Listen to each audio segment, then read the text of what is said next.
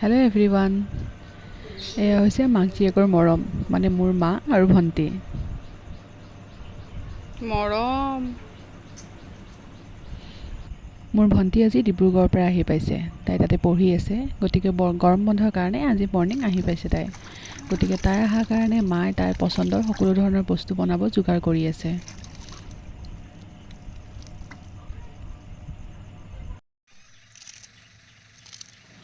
এয়া লাওৰ আগ আৰু ফুল মায়ে কাটি আছে।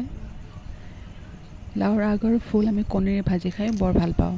এইটো আমাৰ ঘৰৰ সকলোৰে প্ৰিয় বুলি ক'লেও ভুল নহ'ব।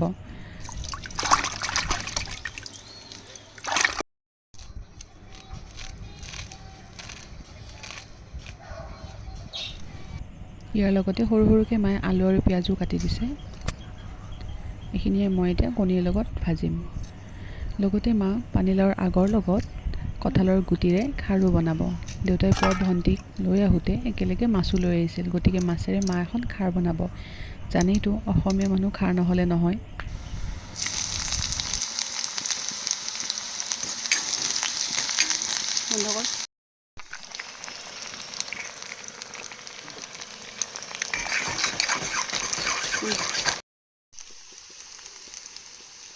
লাওৰ আগ আৰু ফুলৰ লগত ভাজিবৰ কাৰণে কণীখিনি মই আগতীয়াকৈ ভাজি ছাইড কৰি লৈছোঁ।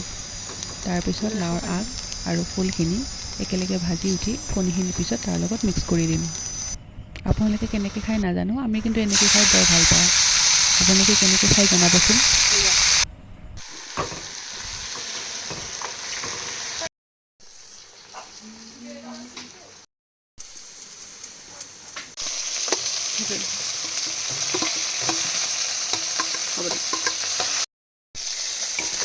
এইখন ভাজি মোৰ এতিয়া ৰেডি হৈ গ'ল। এতিয়া আনখনলৈ আগবাঢ়োঁ। দেউতাই পুৱা মাছ আনিছিল যে মাছৰ জোল বনাব খুজিছিল, কিন্তু ভণ্টিয়ে বোলে মাছৰ জোল নাখায়, তাই ফ্ৰাই খাব। সেইটো কাৰণে মাছ ফ্ৰাই কৰি আছোঁ। মা এতিয়া এপিচ মাছৰ লগত পানীলাওৰ আগ আৰু কঁঠালৰ গুটি আৰু লগতে মুগৰ দালি এনেকৈ খাৰখিনি বহাই দিছে।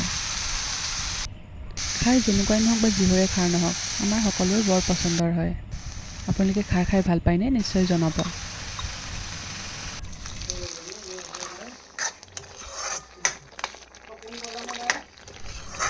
আজি ঘৰত প্ৰায়ভাগ বস্তু ভণ্টিৰ পচন্দৰে হৈছে। তাৰে মাজতে হৈছে আলু ভাজি আৰু লগতে মাহৰ দালি। মায়ে মাহৰ দালি কঁঠালৰ গুটিৰে আগতে বনাই থৈ দিছে।